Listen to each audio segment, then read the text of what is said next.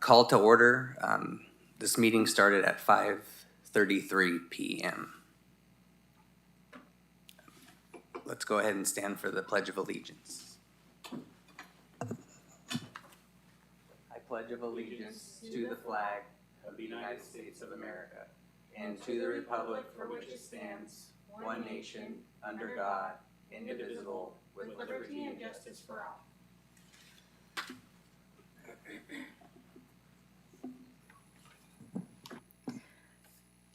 Agenda item C, roll call. Commissioner Member Holloway, Present. Commissioner Member Smith, Commissioner Member Bauer, Here. Commissioner Member Gonzalez, Here. Commissioner Member Abong, Here. Commissioner Member Lewis, Chair Huitron, and just for record, Commissioner Member Smith, Commissioner Member Lewis, and Chair Huitron were absent. Ms. Jocelyn, just for the public record, Mr. Huitron did let us know that he would be absent on Friday. All right, absence is excused.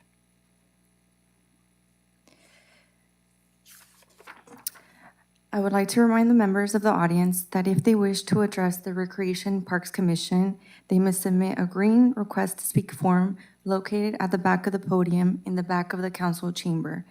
Additionally, citizens can submit public comment to Recreation Parks Commission electronically no later than 1 p.m. on the day of the meeting. Comments received before the deadline will be sent to the Recreation Parks Commission and will be part of the record and will be mentioned as part of the public comment portion of the agenda. Materials may be emailed to recreation@cityofmerced.gov and should be limited to 300 words or less. Any correspondence received after 1 p.m. will be distributed to the Recreation Parks Commission and retained for official record. Agenda item D, public comment.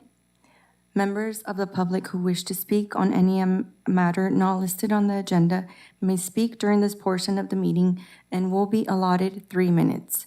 State law prohibits the Recreation Parks Commission from acting at this meeting on any matter raised during the public comment period. Members of the public who wish to speak on any matter that is listed on the agenda will be called upon to speak during the discussion of that item. And I do have one request to speak form. Ron Radney, if you could please come up to the podium.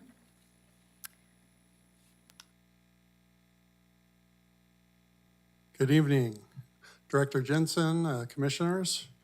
My name is Ron Radney. I'm the president of Merced Senior Citizens, Inc., which runs the programs and activities at the Merced Senior Community Center. Just wanted to share with you some updates that are going on down at the center. We're kicking off our Mother's Day raffle starting April 1st. We'll be selling tickets. We have 2 large fundraisers during the year. It's our Mother's Day raffle and our Giving Tuesday.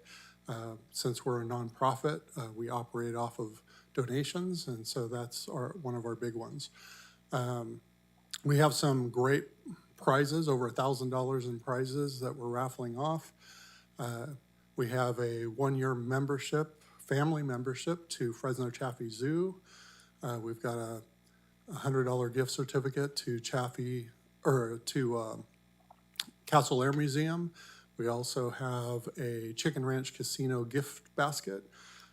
We've got Sage Acupuncture and Holistic Medicine is donating 3 infrared sauna sessions. We have several local restaurants who've given us gift cards, Costco.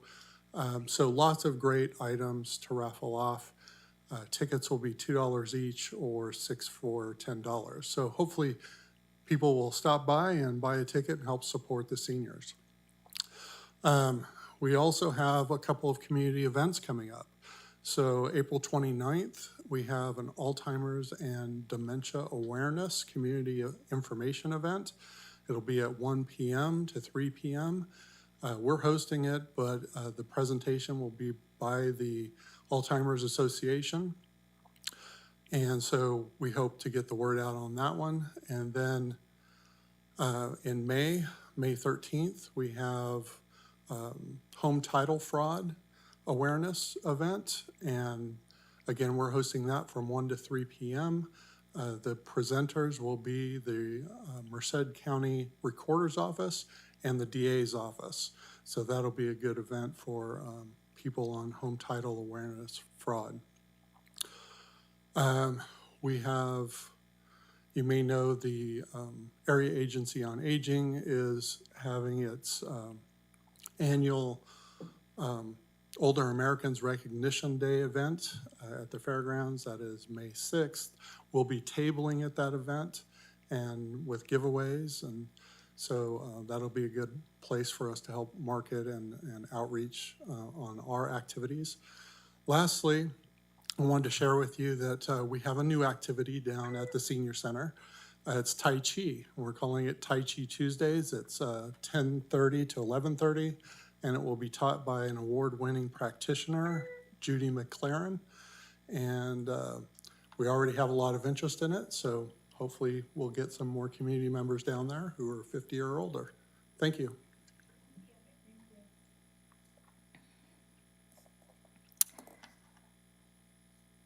Agenda item E, consent calendar. Just for record, Commissioner member arrived at 5:39. Could we get a motion to approve the minutes from the meeting on March 3rd, 2026? I motion to approve.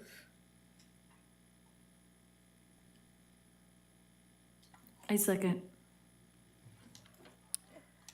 I have a motion by Commissioner member Holloway and a second by Commissioner member Abong. Commissioners, please cast your votes.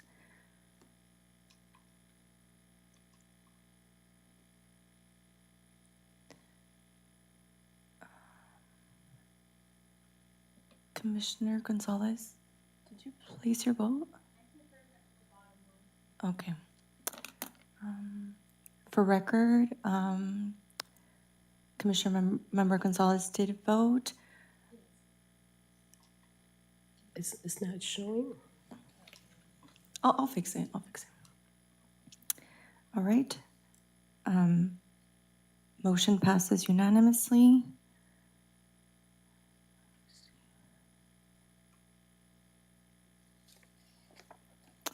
Agenda item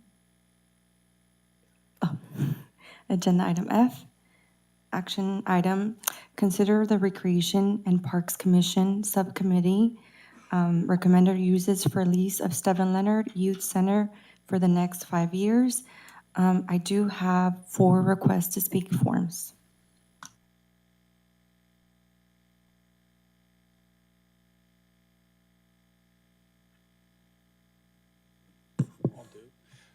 Good evening, Commissioners. Director Christopher Jensen, Parks and Community Services. Typically what we'll do is we'll give a presentation of the process, and then we would open it up for public comment at that point, and then any discussion for the commission.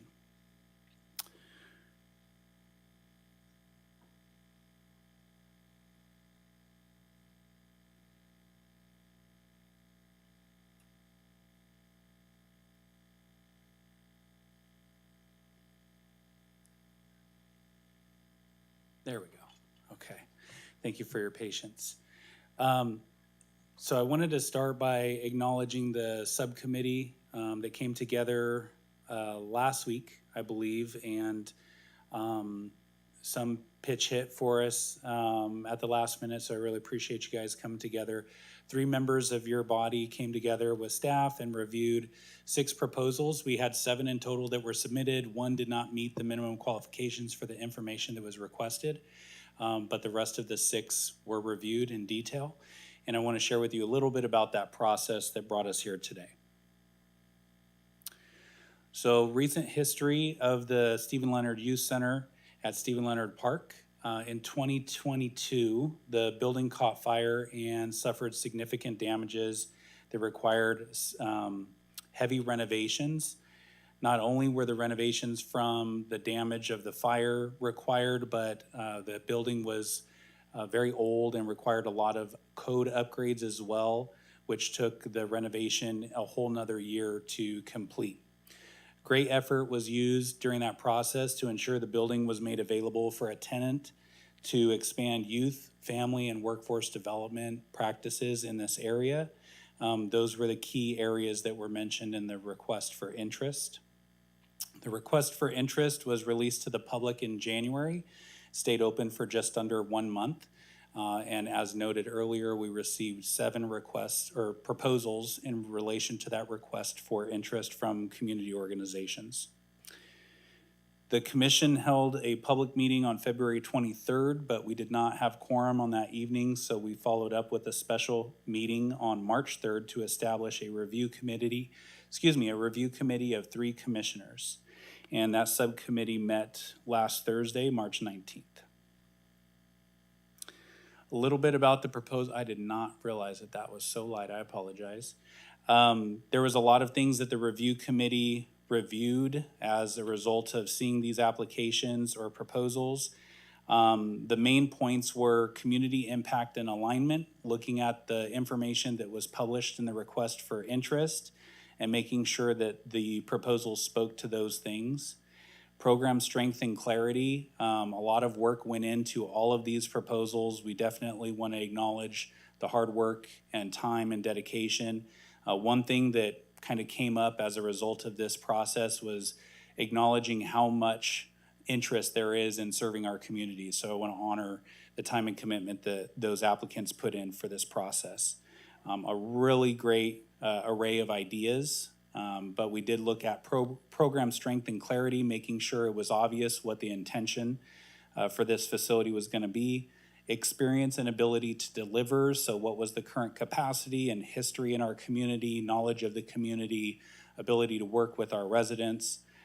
Financial and operational stability, so again, looking at what was the sustainability on a financial basis. Some of our youth centers are open for 3-year agreements. This was a significant contract with a 5-year agreement with the potential to lease for an additional 5 years. So that was really important to ensure that we were looking at organizational fit for that length of a commitment. And then lastly, facility activation and fit. What were the ideas that were proposed to use this facility, and how did that fit within the given context of the RFI that was released? So we used a ranking system where each applicant was reviewed in comparison to the one prior. Each application was reviewed individually by each committee member and then discussed in detail with each other. And the application that was reviewed first was compared to the one immediately prior.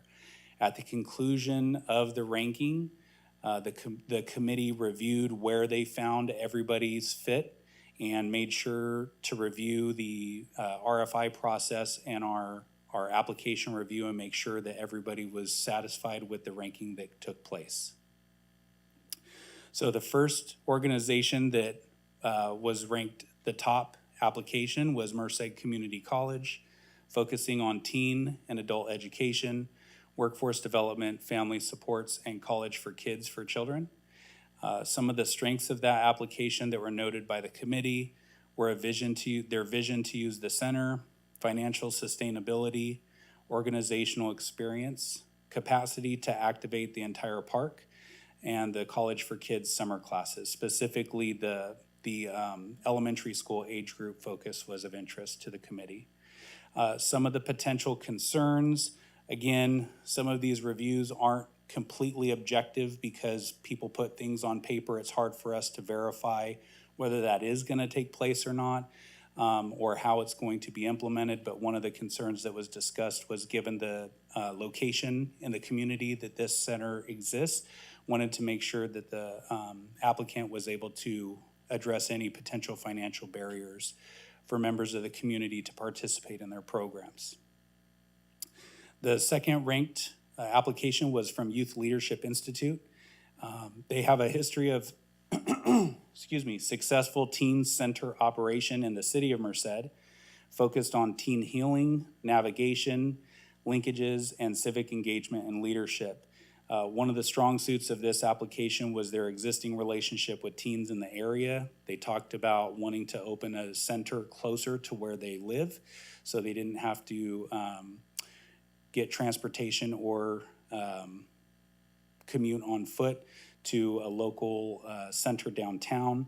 And the organization's focus on the quality of life through parks. They talked a lot about recent surveys that were done in the city of Merced by the youth that they serve, and also reconnecting youth to the community and giving them opportunities to change their environments.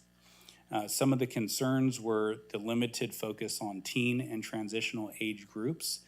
There was mention of other community events and things of that nature, but the commission wanted to see something that had a broader array of service recipients. Number 3 was the Dr. Jennifer Jones Foundation. Their application focused on tutoring after school, housing stability, mentorship, career readiness, and workshops. If I recall, committee members, correct me if I'm wrong, but one of the things that stood out about the foundation's application was the insight in housing instability versus homelessness or being unhoused. A lot of our residents teeter on the verge of losing housing or have a lot of mobility with their housing because of the lack of sustainable and affordable options. So that was a real strength for that application. Having a history of working with individuals and families in high stress scenarios, after school supports focused on financial and educational literacy, housing stability, family support, workshops were all strengths of this application. Some of the concerns with this applicant may not have the current direct link currently with immediate community, need to divert funding from other sources to cover operations.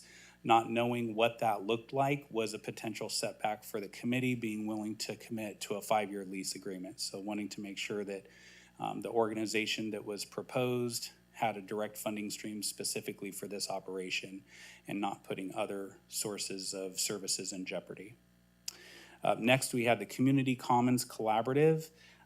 This was a resource hub of 7 different organizations, if I'm not mistaken.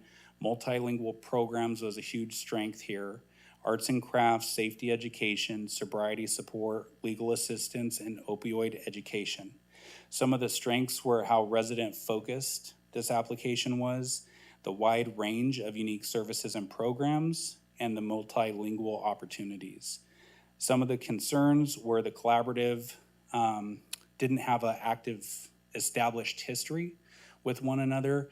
In some of the committee's discussion, we talked about so many different organizations oftentimes can lead to diversified responsibility or accountability if buildings are left open, et cetera. So there was a lead applicant, but that applicant wasn't projected to be in the building 24/7 as other programs were operating. So there was some concerns with that, and that the programs might be so unique that they could limit access to the general population in the community, which ironically was also a strength. There was a lot of diversity, but not a lot of university. The 5th applicant was God's Love Outreach Ministries, or GLOM. Their focus was after-school activities, workforce readiness, life skill training, family engagement, and cultural responsive enrichment. The strengths were the hours of operation. This applicant showcased a willingness to program later into the evening than some of the other applicants, which is really strong. Experience operating programs in South Merced currently. Good neighbor practices to reduce any conflict with the general community. So they talked a lot about not wanting to come in and replace any current active operations or activities that were going on in the park, wanting to work with residents to make sure they were doing things with those activities or cultural practices in mind. Some of the concerns were the age limitations for this population. Their focus was specifically on older teens, with some mention of some workshops for families or special events, but specifically operationally a focus on older teens. The CalLinks program also submitted an application for a community hub after-school youth center and a community building that was an anchor for events. The strengths of this application, including an understanding of the school and neighborhood conditions. They reference some California Healthy Kids survey data to make sure that we knew that the applicant understood the conditions which some of the families and students might find themselves in today. Also, monthly family nights where youth in their program were showcased as highlight talent in their community, which was a fantastic strength of this application as well. Some of the concerns, limited scope of youth. So although high need, justice involved transitional age, young parents, those specific populations that were the focus of this application didn't meet the breadth of residents the committee felt needed to be have the opportunity to participate in the operations of the youth center. So those are the rankings that were given for the 6 applicants. And again, we had one more that did not meet the minimum qualification. So the commission subcommittee is asking for a recommendation to move forward to City Council with the leading applicant or the top ranked applicant, Merced Community College, for a 5-year lease agreement for the use of Stephen Leonard Youth Center, which would include an option to extend an additional 5 years. If something should change between now and that motion in front of council, which is expected to be later in April, the alternatives for your consideration would be Youth Leadership Institute and the Dr. Jennifer Jones Foundation. The commission has the autonomy to hear public comment, give feedback to the committee, and come up with your own recommendations. But these are the recommendations before you that were divided or developed through your subcommittee.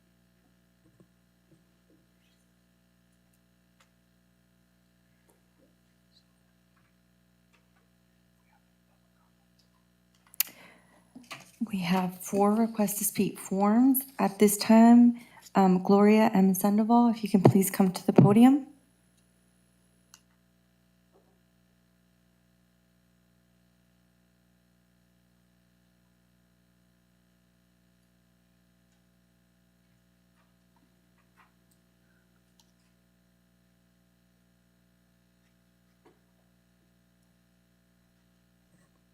Good evening, all. Mr. Bauer, it's been a long time. He was at Golden Valley High School. Anyways, good evening to all of you. You know, I want to say, because I did review your minutes and all, and I didn't really understand that whole ranking system that you guys, that the committee had to go through. But I expected a little bit more understanding of the needs of our community. In the decision. Instead, I think what was decided was more support of a status quo decision, that the group who is right now being recommended by the committee is a group that is the richest in its resources.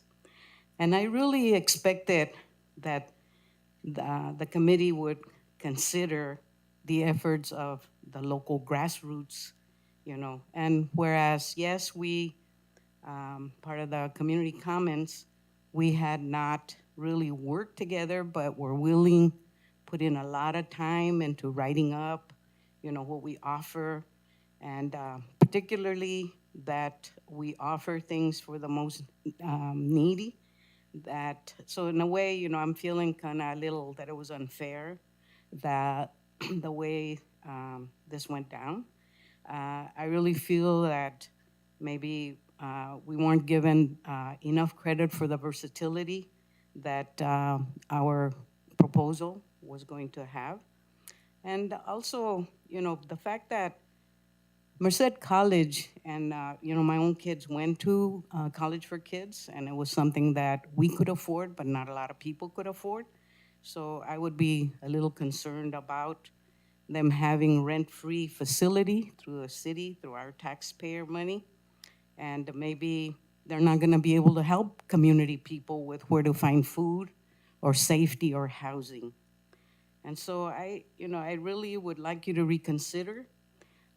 We already had started, the actual I mean, we were really serious. I want to let you know. We asked for a floor plan. We're asking, what's the cost of the PG&E? We were all gun-ho, you know, in getting and investing a lot of our time into putting in this proposal, but we didn't really have, you know, a lot of things at our fingertips. So the leadership team, you know, had already discussed how we were gonna fundraise and what would be our equal parts. And, you know, we just had a lot of things going. So I'd like you to reconsider, you know, what your decision is as a whole, as a commission. Thank you.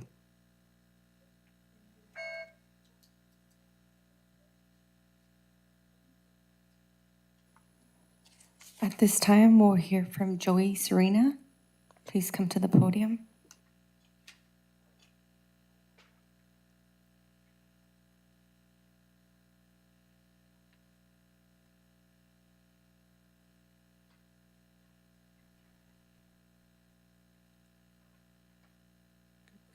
Good evening, everybody. My name is Joe Serena, and I'm the Dean of Allied Health and Public Safety at Merced College.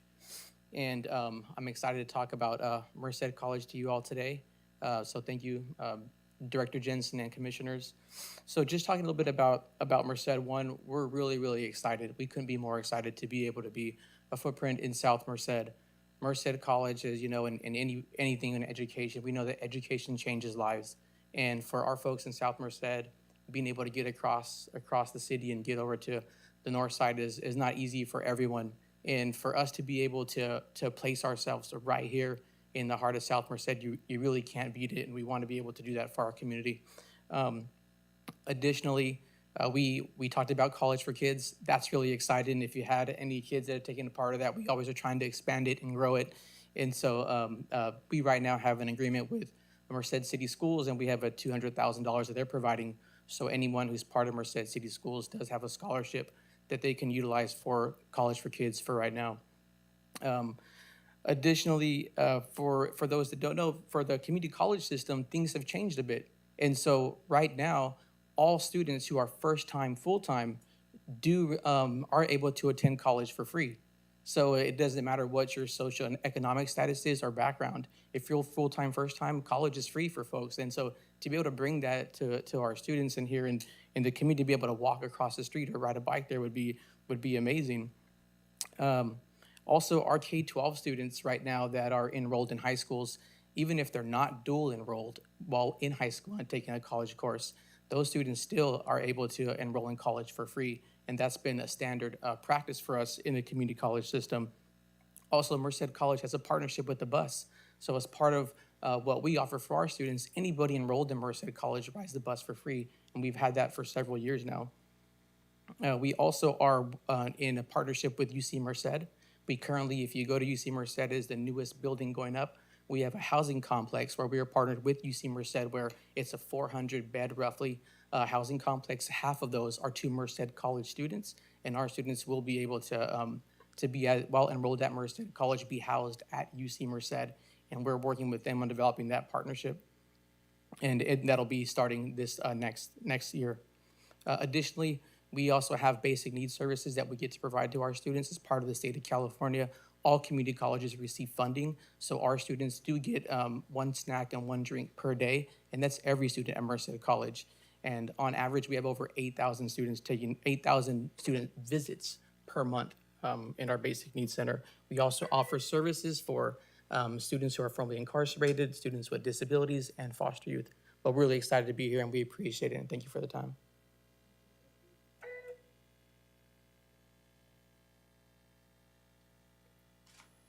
At this time, if I could please have Eli Sachs come to the podium.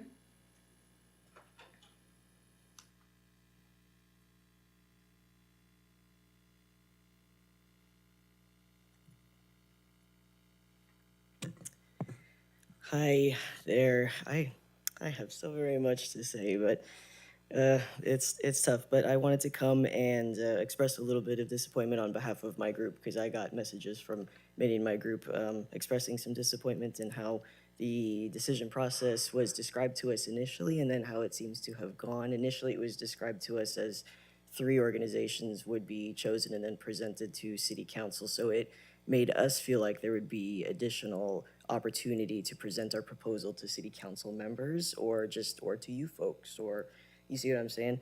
And also there was an absence of community input, and it was just, it was a bit, I felt misleading and a little bit disappointing how the decision was made. Also, just, I do bristle a little bit at the description of our application as 7 organizations not actively established. I see what you're saying, that we have recently come together as a group, but our organizations include the Red Cross, which was established in 1881, and all of our organizations have long worked in the Merced community for years. And so it's just, it doesn't feel quite right that in hindsight now, it seems that if we had been able to put the American Red Cross as our lead, the responsible party on our application, I think this would have gone very differently. But that is a big organization and it's not very agile. And so actually just last week, we got the official word from Red Cross that they do want to, when their lease is over, to partner with us on a center going forward. So if we had submitted this last week, American Red Cross would have been our lead organization, and I wonder if this would have gone very differently if that was the case. So it's just disappointing that the time constraints and the agility of the organization was a factor. Like Gloria said, the organization with the biggest resources seems to have won. I wanted to express that on behalf of the group. Also want to reiterate that our group of 7 grassroots organizations are still looking for a space, because it's our understanding that there is no place for residents of Merced to get free naloxone at this time, and we're searching for a place to do a lot of community work, but that especially in a place to receive and store it from the state, and we would welcome partnerships or opportunities from the city to figure out where we can do this work. So I appreciate it.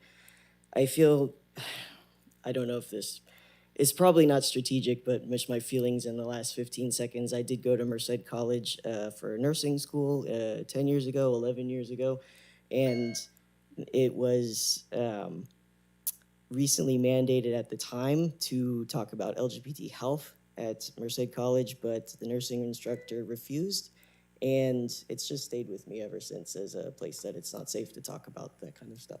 Thanks.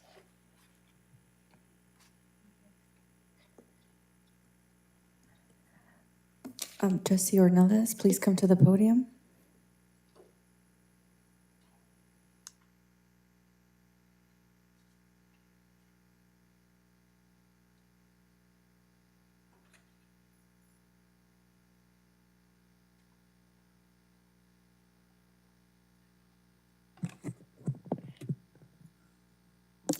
Yeah, good evening. Good evening, everybody on the dais. Really appreciate the effort and time y'all put into serving your community.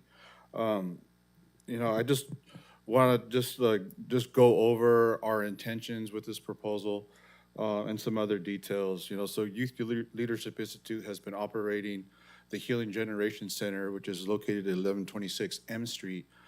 We first opened up October of 2024. And then from October 2024 to October 2025, we had over 1,100 young people come through our doors for our community programming.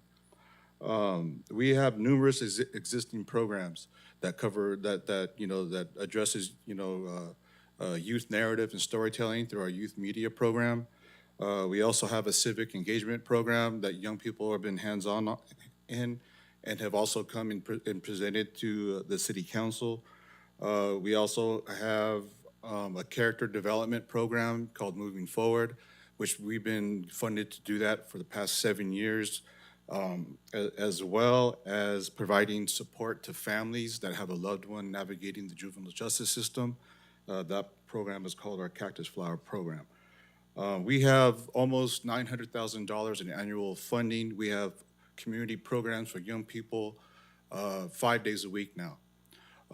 It was mentioned in the director's presentation that, that we kind of left out young people and adults. And the reason why we didn't include 12 and under is because they are currently being served at the Boys and Girls Club, and their educational needs are being met at the McNamara Youth Center from the organization that's providing services there, and which are both in South Merced, so we figured that we wouldn't need to include them. So I think maybe in measuring these proposals, the insight of the landscape in the community was left out. We feel that we would be the better stewards of this center due to our close connections to the young people in the community, the families that are around that part of South Merced. And then we also have a youth steering committee that steers us in the direction of the services that we provide young people there. That little body right there goes out and surveys young people and asks them for what they want, the type of services that they want. Merced College already said that they have resources for adults to get across town to their college. They got free bus fare. In addition, they've also said that they have funding through Merced City School District, and I'm pretty sure that also includes joint use agreements, so they already have access to facilities in South Merced through the school district there. Again, I ask you to reconsider the rating of this, and then also we are prepared to have relationships with everybody else that submitted proposals that we can include them in our scope. Thank you. I do have one more request to speak form. Mark H., can you please come to the podium?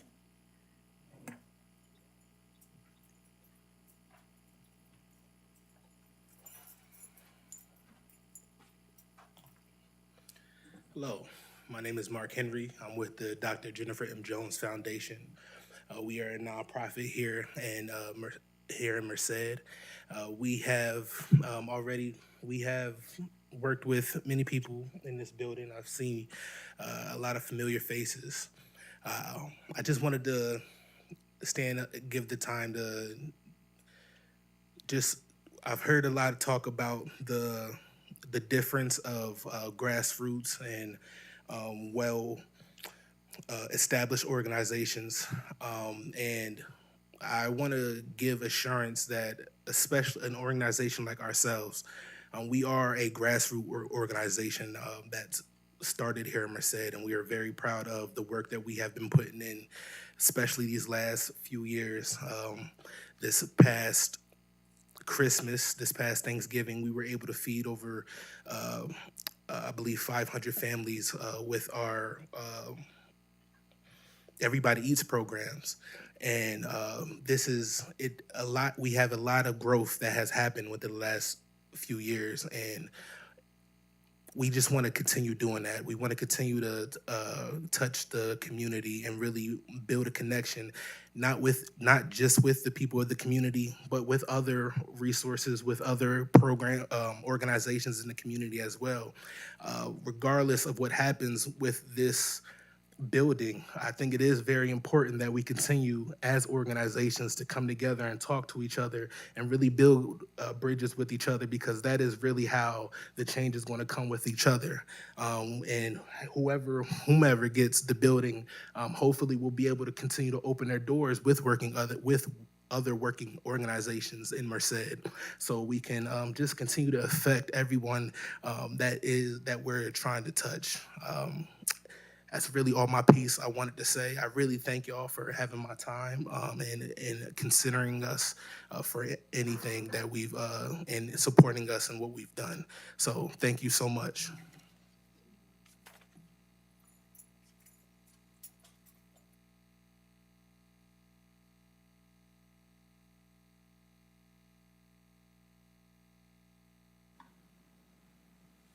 Do the commissioners have any comments?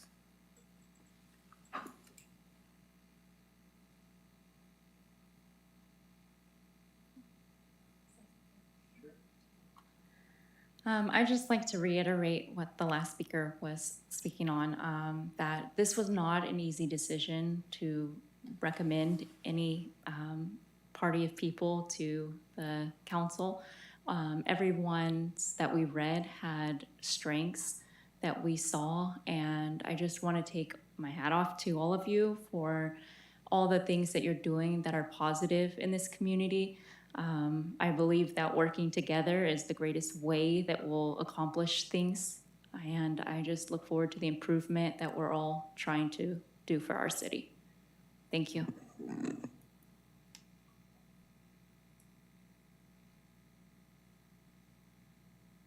other comments?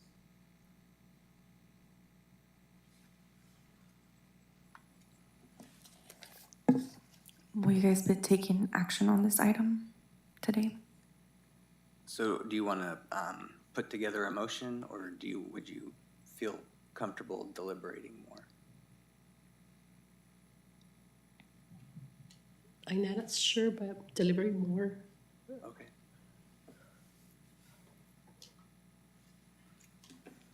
Yeah, I wasn't able to attend it. I had planned to, and so just hearing more from the community, I would like to deliberate a little bit more on it and just get some more information. It was like a quick splur of each thing. I thought I was going to get a little bit more detail coming in today, so I would like to, I know it's going to take longer for you guys, but I would like to deliberate a little bit more.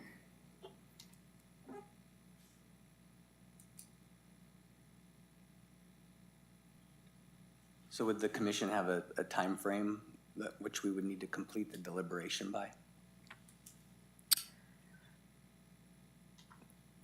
The goal is to get the building up and running as soon as possible, obviously, for the community, but we understand that no matter who is awarded the lease agreement, we'll need to have some onboarding time for them to get in, move in, et cetera. So I just want to be mindful of that. Also, the recommendation of or the formation and the recommendation of your subcommittee was to bring back a recommendation. So it's the commission's purview. If you want to hold off for a month for a decision, that's fine. But you charged a committee to review these applications on your behalf. So I definitely appreciate either direction you want to go, moving forward with the motion or making a motion to postpone any decision for the next month, which would put us at the end of April.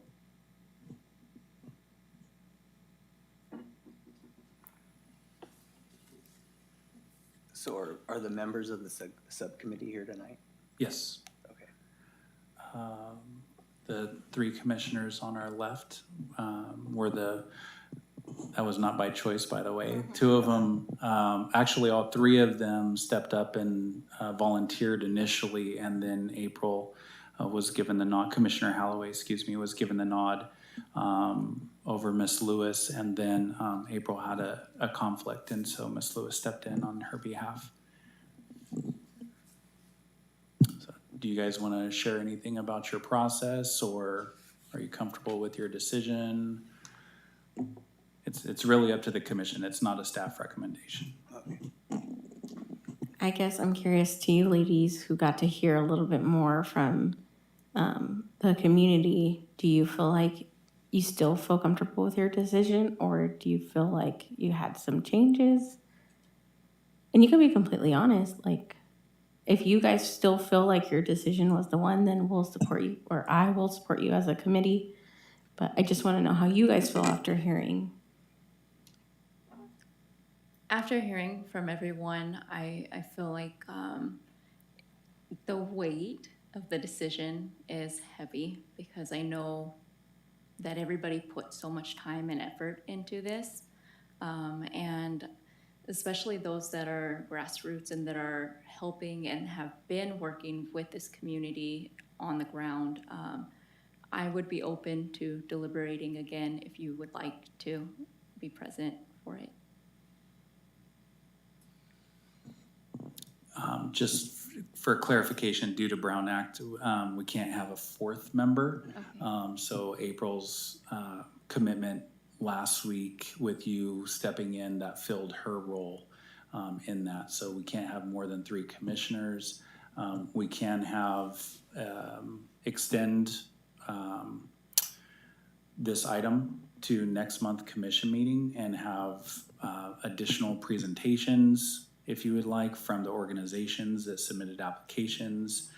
But the process that we undertook is what's outlined for you from the last meeting, which was to designate a subcommittee to review these applications in that level of detail and bring back to you the recommended top 3 for consideration by council. I can't remember what it was for. I think it was the naming of a park, and we met in the back room after we heard everybody talk about it. Is that something we can do if, again, or no? No, so we can't have closed session Okay. items. That would be a closed session, and we had to take a break because we lost quorum. If you remember, one of the Yeah. commissioners needed to step out because of the weight of the decision. And I'll reiterate Commissioner Lewis's point and those that were brought up by some of the applicants. These are not easy decisions. This is a 5-year commitment to our community in South Merced. I understand the commission's desire to get this decision right. There's 6 fantastic applications that were submitted before you, but the commission's role is to decide on the top 3 to put in front of City Council for consideration. Is it possible, if we're talking about moving it to next month, that another subcommittee can be arranged that is of different members, so there can be 3? I would have to check Like with. if I decided to step out and Holloway wanted to be. I appreciate that. I would have to check with our legal counsel to make sure, and unfortunately, they're not represented tonight, so, Okay. yeah. I wouldn't want to overstep that, make any decision or recommendation that was made null and void because of a operating procedure that was overstepped, so. I think it's safe to say we could continue the discussion to next commission. And if you wanted to hear more, instead of public comments from each organization, you could have a short presentation by each applicant. I think that's fair to offer the entire commission, but I don't want to set up another subcommittee and potentially undermine the work that's already been done. Yeah, I would love to see a presentation, maybe some pictures of what they've already done in the community and already established. I'm adding more to your guys' agenda here.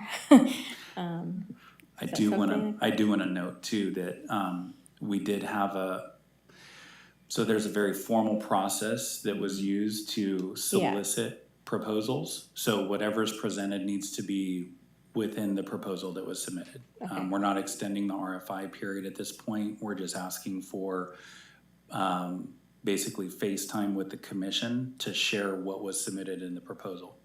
Okay. So if it wasn't showcased in the proposal, it would be not advised Yeah, to propose that, because then we're extending the RFI process and that's closed.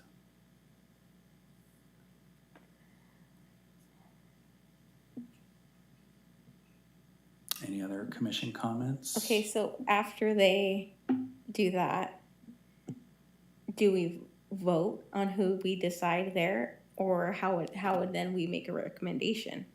That would be, the goal is to have you make a formal recommendation by the next meeting. So somebody would say, I choose Merced College, and everybody would have to vote yes. Correct. Well, we Okay. would have to have a majority. A majority, yeah. Okay. Just a note, Commissioner members, if we will not be making a motion on this item, we do have to make a motion to agendize for the future Okay. agenda. Well, I'll leave it up to you ladies. You guys did the most work. I just want to say thank you to everybody who talked about their what they want to do with the youth center. I know it's not easy. It wasn't easy for all 3 of us, but I appreciate it. And to April's point, I would be okay deliberating too for more time.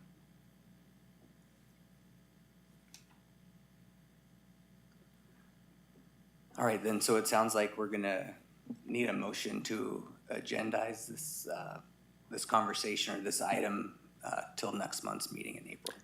And I also think we need to clarify for the public record, deliberation as a subcommittee is one thing, but I think what I'm hearing more support for is applicants presenting their proposals.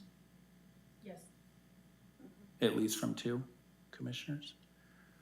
Okay. Yes. I need a motion. So you have the recommendation before you by the subcommittee, and what the commission's looking for is a presentation by each applicant at next month's commission meeting. Okay.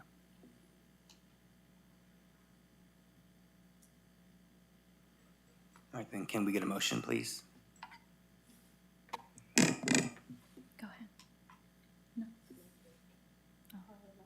I motion that we have the applicants do a presentation at our next commission meeting. I second. I third.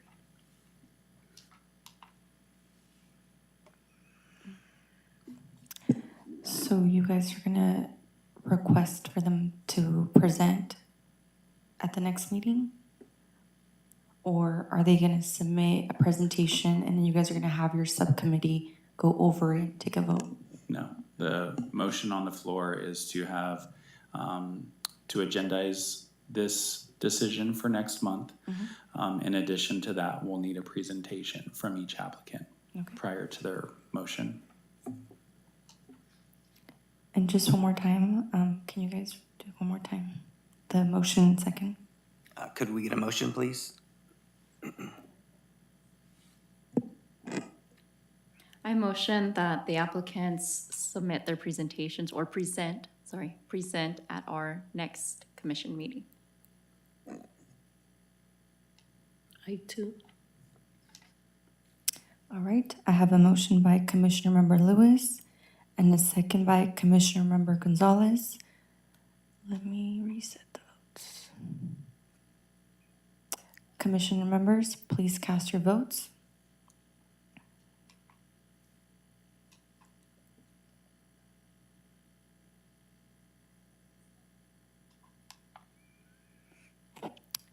All right. I have 4 votes as a yes and 1 no. Although we have a no, this motion passes.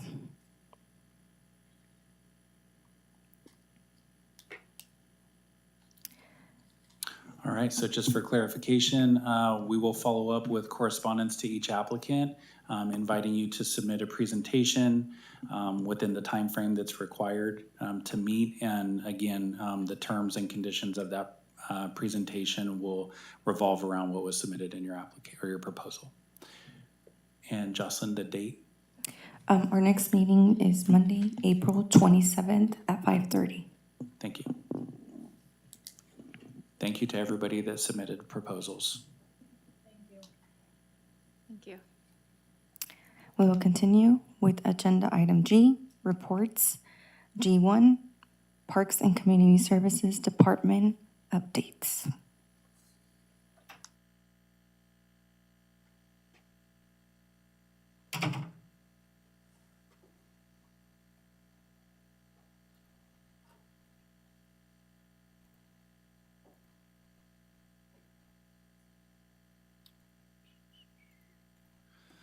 All right, good evening again, Commission. Each month, we give you an update on where we're at with various projects and programs and our goals and priorities. So I wanted to give you a monthly update this month. We've had some great work take place over the last several weeks that many of you may have seen or experienced yourself as a result of your attendance at some of our functions. So first, we'll just revisit our mission goals and objectives for the year. Give you any staffing updates that may exist, and review capital improvement projects, and lastly, end with an update on our programming. The mission goals and priorities for this year, just to review with you, our first goal was leadership, looking to increase youth and adult leadership in the field of park and community services. Second goal is field and facility management. Third goal, recreational opportunities, extending youth adult sports, outdoor recreation programs that meet community needs. Part of that is what you reviewed this evening. We don't always do operations ourselves. We also contract to extend recreational opportunities. Goal 4, cost reductions and revenue increases. And Goal 5, increasing the utility of parks, open space, and playgrounds through coordinated improvements to address the quality of life. So a little bit about staffing and Goal 2. Are some images of a recent week of training that we attended. Parks and Recreation is a super fun field to be in. There is a lot of games that are associated with the training that we do. We look at a lot of different exhibits from exhibitors that showcase playground equipment, sport equipment, facility amenities. And so we were able to take Sophia Ornelas and Frank Solis, who's our recreation field and facility groundskeeper, with us this year. Next year, we've proposed in the city manager's budget to take one commissioner. The commission chair is, that seat is going to be up in the next couple of months. So when that's filled, my recommendation would be that you all take a vote on who you would like to attend California Park and Recreation Society with us as a staff. A few months ago, you may remember Steve, who came and visited our commission and gave a report from CPRS Advocacy Group, and he talked about building the footing in Merced of advocates around parks and community services, or parks and recreation. So he's a member of CPRS, and we'd be honored to have a commissioner attend with us next year as well. So just some fun images from that experience. We are a member of District 5, which ranges from Merced South all the way up to Stockton in the north, and Menlo Park West all the way up to Mariposa and Calaveras County East. So relatively northern Central Valley region, and we're District 5, and we have a lot of different events that we do with them to build our staffing capacity, training, in-house services, and workshops. Capital improvement projects. Going back to staffing, we will be bringing on board next Monday Mr. Jerome Osborne. He's the newly acquired recreation supervisor who will be over our direct service programs and community services. So he will supervise youth and adult sports, our special events, and our outdoor recreation programs. Mr. Osborne has about 22 years experience in parks and recreation. He holds a master's degree in recreation administration, and we'll be introducing him to you as a commission next month's meeting. Really excited to bring him on board. Capital improvement projects, there was a couple of requests on CIP's last meeting, so if we got the message wrong, I apologize. We'll follow up verbally with you guys, but we think we heard a couple of things that you wanted some feedback on in the minutes review, so we'll touch on those this evening. First and foremost, Joe Herb Sports Park. Joe Herb is a community park that has what we refer to as Lower Joe Herb, which is a small playground, a large shade structure, some horseshoe pits, and a great open space. The restroom there has been in disrepair for probably a couple of years now. We are asking the city manager and finance officer to consider replacing that so that we have more opportunities for long-standing events there at that park for our community. Upper Joe Herb is a primary focus of our department because we have softball games there. We play NFL flag football there for our own programs. It's also a tournament use facility where out-of-town organizations that want to host tournaments here in Merced can rent, and teams pay to play, and they have concessions and the whole nine. So Joe Herb has needed a major facelift for a long time, and not just the surface, things that are underground. We have plumbing that's really old. Our restrooms look like they were picked up from Candlestick Park and put in Merced. Joe's laughing because I think he used to play there or maybe watch games there, but it's a really old facility and it needs some TLC.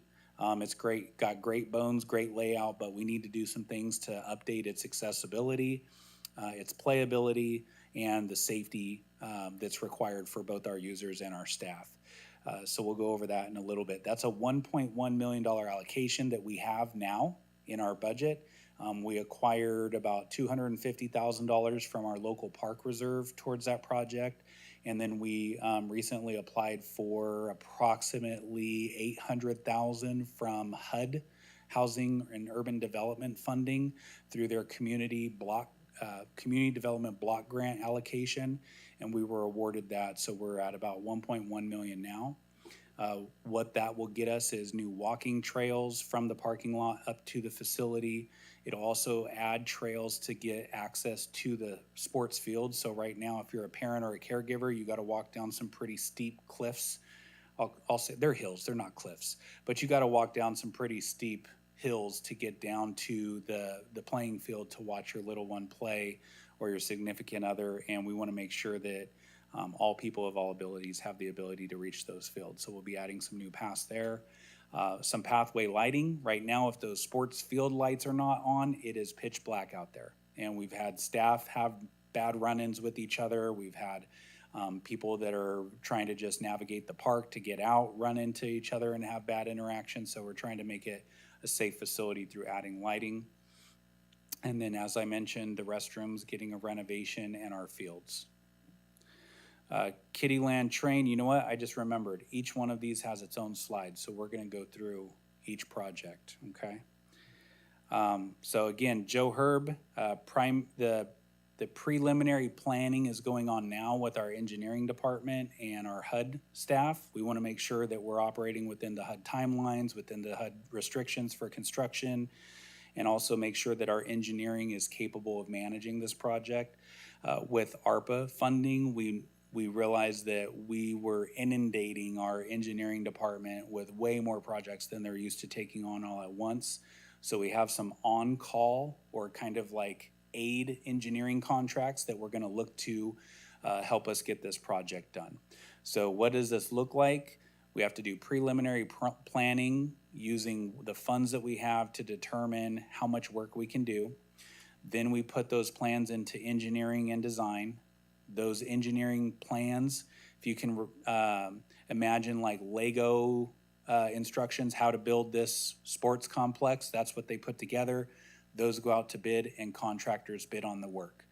We award the bid and we start construction. So this could be anywhere from 6 to 9 months out for this project to kick off. What you see here are some really cool tools that we got in the meantime. The gentleman riding the quasi tractor there, that's called an AB iForce. It's an all-in-one machine for infield renovation and restoration and maintenance. We got possession of that 2 weeks ago. We held our first Merced Youth Softball League games at Joe Herb that have been held there in probably 6 to 10 years.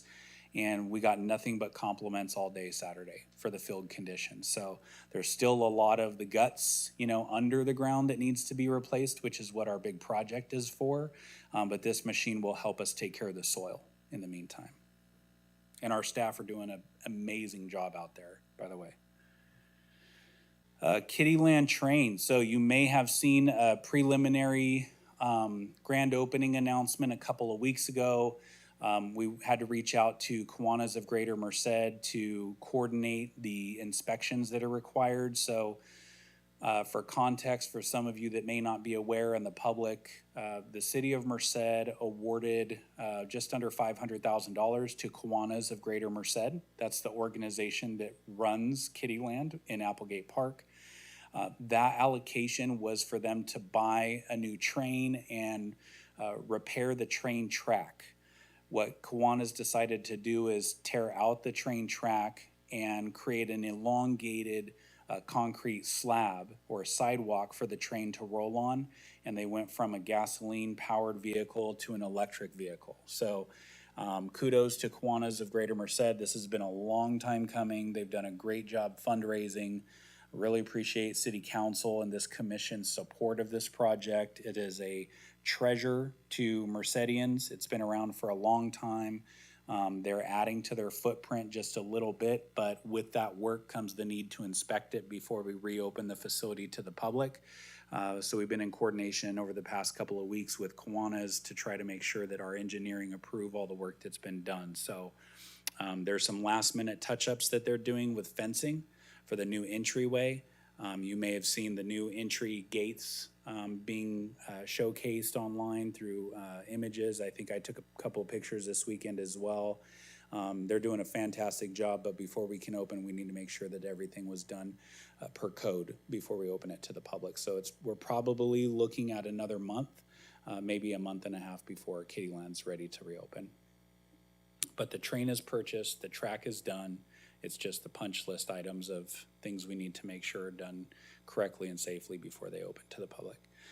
Any questions on Kittyland? Did I answer whatever questions you guys had when you, okay, great. I think Commissioner Holloway asked for this one, so I'm glad. Next, Merced Regional Sports Complex, full build-out site plan. Again, this is just something that we brought to your attention last month rather. We are hoping to open CP42 South, which is the dark rich green area this summer. All of that will not be built, but about 90% of that will be done. So we were there last week. We're hoping to get the FIBAR, which is just a fancy verb for the wood chips, in the playground within the next week or two. And we'll have the playground inspected, all of the weeds removed through some grading and grubbing, and then we'll put the hydro seed down for the new grass to get established in April. The softball field is what you see to the right, so that's the new site, softball, baseball, mixed use fields. That is currently owned by Merced Union High School District, who has committed the site to help expand the sports complex footprint. Any question on this project? Quick question. I know the dark green was going to be more like to rent out in tournaments. So is the baseball, softball more for the community? Both are going to be operated for tournaments for sure on the weekend in order to bring in the revenue that's required to maintain the facilities. But I think the Joint Power Authority, which is the high school district, the city of Merced, the county, and Merced County Office of Education, each have a vision of having this open for the community in various capacities. It could be our recreation programs are out there. It could be community days. It could be having it open, from 10 to 2 for anybody in the community to come out. And then from 2 to 10 in the evening, it's for organized sports teams to practice or play, things like that. But that's a really good point. Right now, the city of Merced owns the southern portion, which is the dark green. The high school district owns the northern portion, which is the lighter green. The city, the high school district, and the county of Merced are developing a joint power authority, so almost like we have now to run the bus system. And that joint power authority, just as an example, hires Merced County Association of Governments, MCAG, as a third-party vendor to run the bus system. So it could be an operation like that, where the JPA partners form a board, they hired an outside organization to run the facility, but we help manage it through decisions that are made. Or it could be a different iteration altogether, where the city is subcontracted by the JPA partners or the county or the high school district. But that entity, once it's formed, would manage the site and determine who's operating it and how it's operated, to your point. Any other questions on this one? That was a great question, by the way. The one thing that I will mention is we are moving away from the plan to have the dark orange there. That's an indoor facility.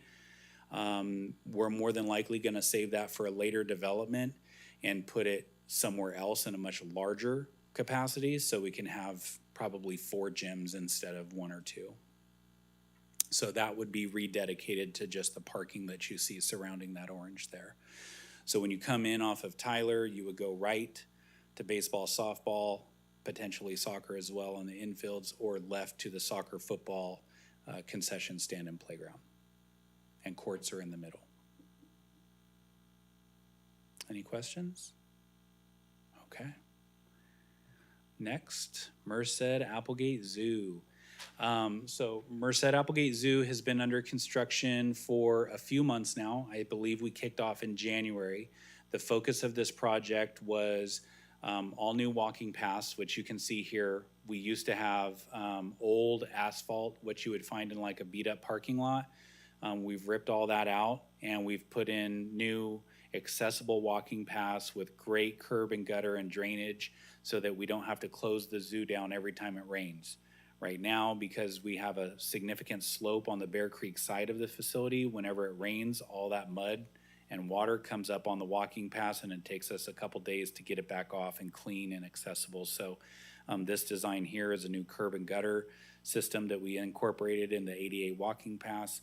And we feel like this is going to address some of that need to close prematurely during different seasons. The other big lift with the zoo is a new exhibit for the bears. The American black bear will have a new home, which is where the mountain lion existed in the front of the zoo. It's about 2.5 times the existing exhibit space.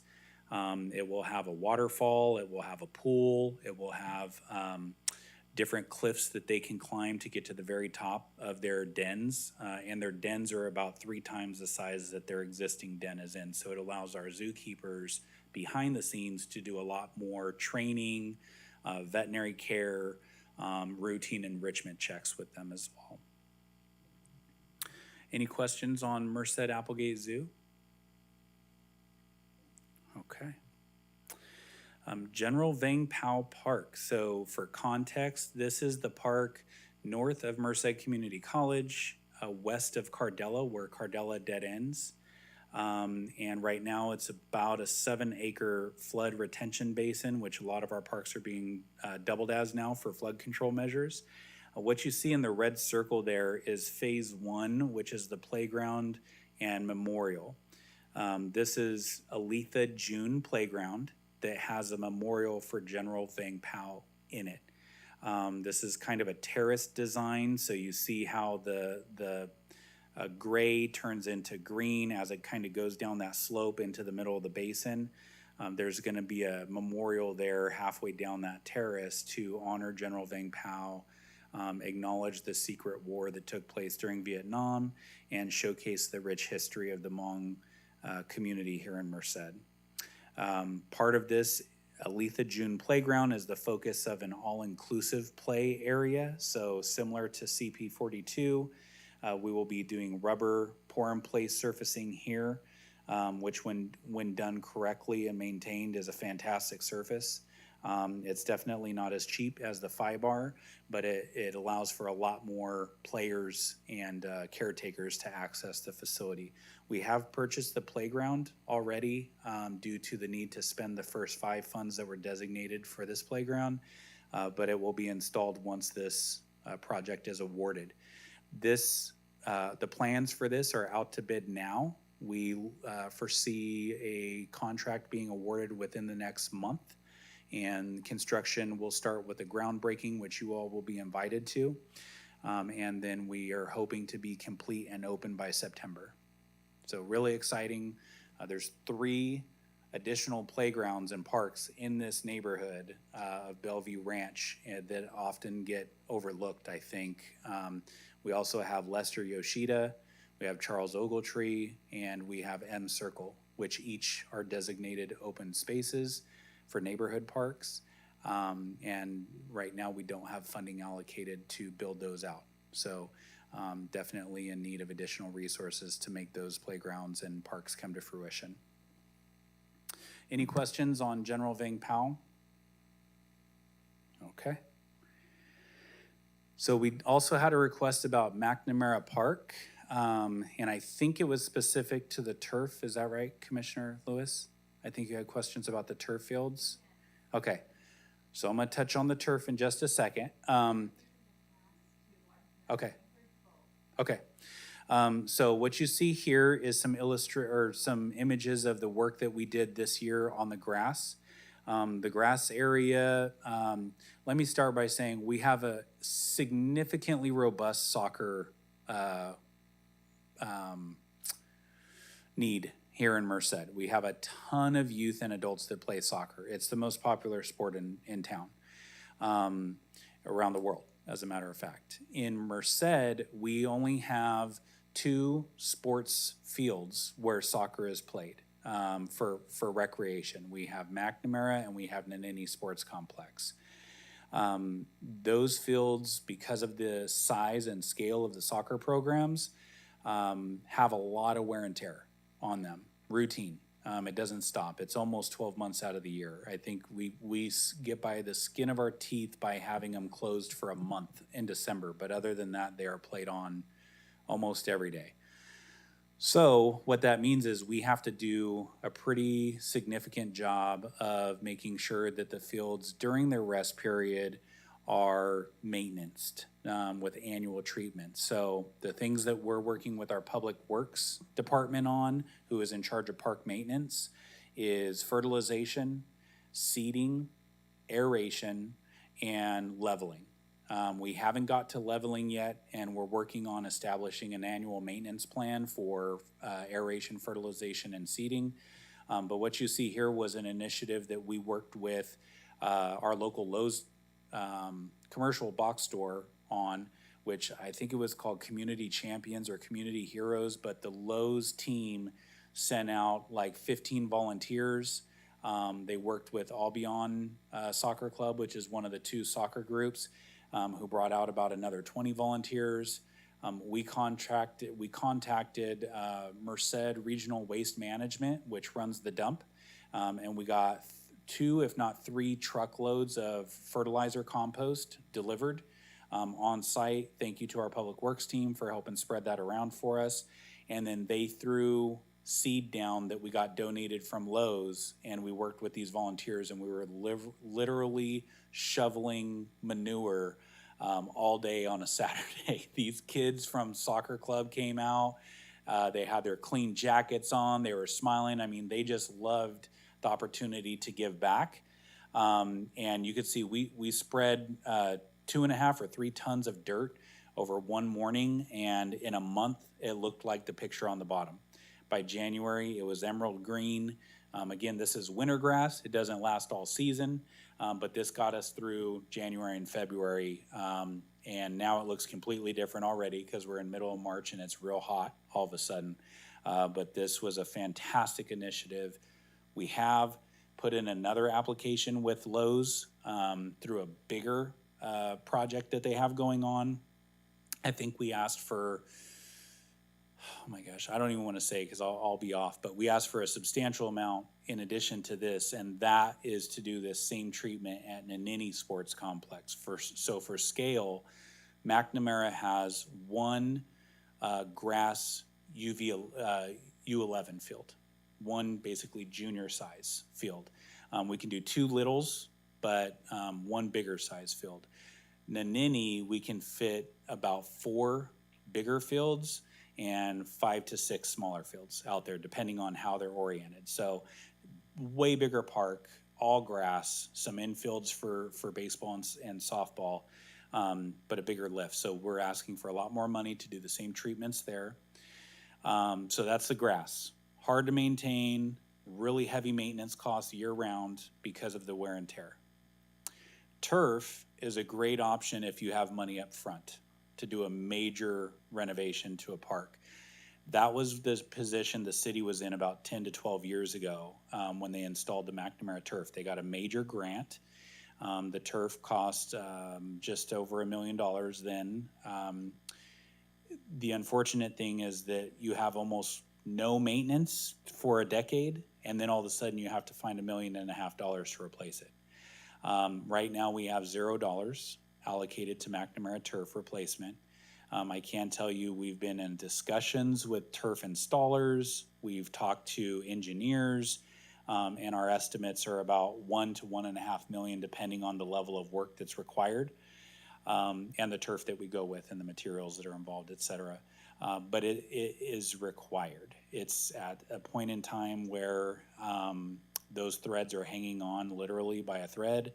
More and more tears are happening each season. It's becoming a safety issue for us, so it's on the city manager's radar, it's on our council's radar, and we were all looking for resources to try to renovate that project. We just submitted a application, I want to say a couple of weeks ago, maybe in January, it might have been a month out, to put together a new park plan to look at McNamara Park as a whole, including our youth center that's there, the South Merced PD station, the pool, the gazebo, the playground, the turf field, the grass field, the skate park, and the little splash pad and restroom that's there. McNamara is probably one of the best parks that Merced has. It has a fantastic array of amenities. We think that we could make it even better with an updated park plan that would include replacing that turf with a brand new turf. But right now we have $0 allocated to that project, and it's about $1.4 million, depending on how much we want to do with the materials. So our parks are in a condition now where they need a huge investment. We're doing it, with some. Joe Herb as a great example, CP42. Those aren't ongoing funds, those are one-time funds. And again, we have undeveloped parks, we have older parks that all have these same needs. So we're constantly looking for resources to meet the community demand. The little illustration on the bottom right, that's McNamara turf, the schematic for it. So you can see 2 really big fields going east and west, and then 4 smaller fields if you divide those 2 big fields up. Similar to CP42, Commissioner Holloway, McNamara is a revenue driver for us. So even though it is a community park, both clubs rent these fields out for their practices and games. Any questions, Commissioner Lewis or anyone else? No? Please. I just think that the collaboration here, that's the beauty of when people are working together for a common cause. And I like that. Awesome. We'll keep after it. A couple of program updates. So youth basketball was in season. We have one more weekend left. If you guys have not been to a TK kindergarten basketball game, this weekend we'll be at McCombs Youth Center, where the Boys and Girls Club is. We'll be at Rivera Middle School, and I believe those are, and Summit Church, I believe as well, is lending us a gym. Oh my gosh, it's the greatest game indoors that you'll see. They're fantastic. And we implemented some new practices this year to try to help them understand the game in their 2-dimensional frame of reference. And so we got them all colored wristbands, the primary colors, and said, okay, your person is green. You're not allowed to guard anybody else but green, because if you don't do that, what kindergartners see is one basketball and that they have to go get. So you get one poor soul that grabs the ball in bounds and 5 people surround them and they can't move a muscle. So our team has done a fantastic job working with our volunteer coaches, who many are parents. Shout out to the parents that put in all the time and effort to make our leagues run smoothly, and our staff for implementing these practices to try to make the game run smooth and allow the kids to develop the skills necessary to advance and not just be totally stressed out while they're on the court. So huge success this year. Very thankful to Merced City School District. We utilize a contract through them so that all MCSD K through 6th grade students participate for free. If students are not in Merced City School District, we also have an $8,000 allocation we set aside every year. So if the family meets income qualifications, which are very similar to what WIC uses to establish for vouchers, they meet our requirement and they get their children for free in our program. So really grateful for that endorsement by Merced City School District to make sure that kids are playing in our programs for free. We had about 380 youth each week that were receiving at least an hour and a half of instruction and then a game. And we used schools and churches, which I do want to point out, similar to the need for turfs, outside of the McCombs Youth Center, which is an aging facility with a relatively small gym. It's about the size of a middle school or elementary school multi-purpose room nowadays. We don't have access to our own indoor facilities. And so we have joint use agreements that are not guaranteed. So sometimes we have established schedules and leagues, and we're told, oh, we have this meeting, you guys can't use it this weekend, and we have to jump around and reallocate, which that all ends up costing money. So the importance of that indoor venue at CP 42 in the long run, I think, is really of note. We had a fantastic program, first week of programming at Merced Applegate Zoo. We've been working on a collaboration with Merced County Office of Education for about probably 6 months now. And Camille Fagundes and Noelle Chandler, hats off to these young women who have worked with me and lead zookeeper Josh Moreno on this service agreement. What we've established is the WonderWorks Field Lab hands-on out there program. So MCOE operates this program and is writing curriculum for the zoo, the UC Merced Vernal Pools, and the Fossil Discovery Center in Madera, Chowchilla, so that school districts in our county that want to take their students to these facilities can meet STEM requirements for their education requirements. So we just housed the first cohort last week through Weaver School District. I believe it was Pioneer that came through. And these kids learn about our animals, why they're there. They each pick a species that they want to focus on. And for the week, they learn about what they eat, sleep, how their sleeping patterns are, do they have symbiotic relationships with other species or plants? And then they present, if they were the engineer or zoo manager, how they would build the exhibit for that animal. And the mayor and I got to go and judge these little exhibits, and some of them were not little, some of them were really big, like refrigerator cardboard boxes, but the youth did a fantastic job.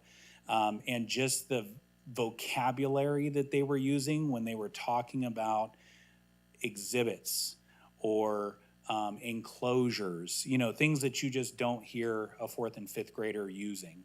The program is working fantastically. So again, kudos to MCOE, and their commitment allows us to help the schools meet their education requirements and make sure that we are financially sustainable. So again, major thanks to MCOE for their partnership there. Last, some special events on the horizon. What you see here is Bob Hart Square downtown. I think we have a couple of punch list items that we have to get corrected on the project, but for the most part, what you see is the completed stage area. We are working with several vendors on hosting downtown events. I think Commissioner Holloway put me on the spot for hosting a FIFA tournament, World Cup viewing over there or something like that this summer, so I'm gonna try to make that happen. But we have downtown routine users. We have annual cultural celebrations that we're partnering with to try to get down in this area. I will say it is warm.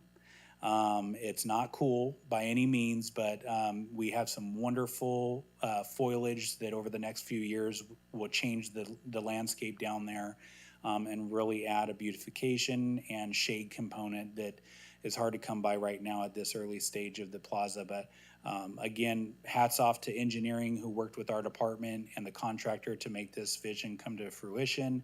Really excited about the concerts that are on deck. And the first, not the first concert, but the ribbon cutting is preliminarily scheduled right now for Thursday, April 16th at 7:30. You all are invited. We would love to see you there as a commissioner to support the downtown recreation venue. We will have a local artist, Zoe Ray, who will be performing the concert on the square for that night, who's amazing. She's been a performer in Merced for a number of years through Playhouse and taking the show on the road as a private artist now and doing a phenomenal job. So really excited to welcome her for this event. Any questions about Bob Hart Square? Okay, thank you, commissioners.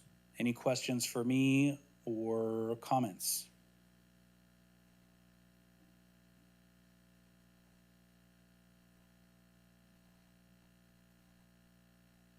Okay.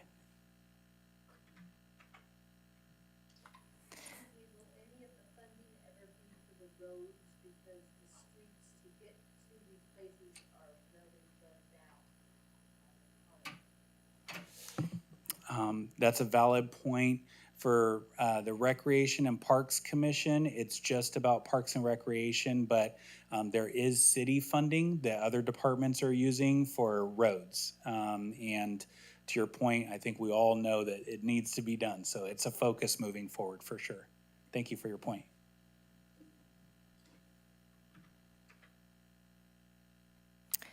Agenda item H, business, H1, request to add item to future agenda.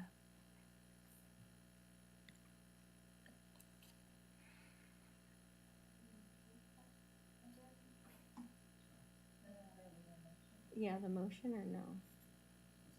Do we need to? No, it's on there. Okay. Just wanted to make sure.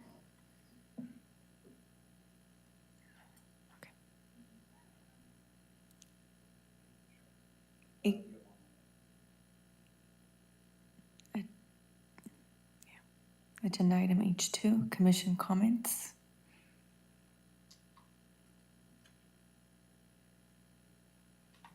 Any comments from the commission? No. No. All right. Agenda item I, adjournment. Could we get a motion for adjournment, please? A motion to adjourn. And I second. I have a motion by Commissioner Member Lewis and a second by Commissioner Member Holloway. Commissioner members, please cast your votes. All right. Motion passes unanimously. Meeting is adjourned, 7:04.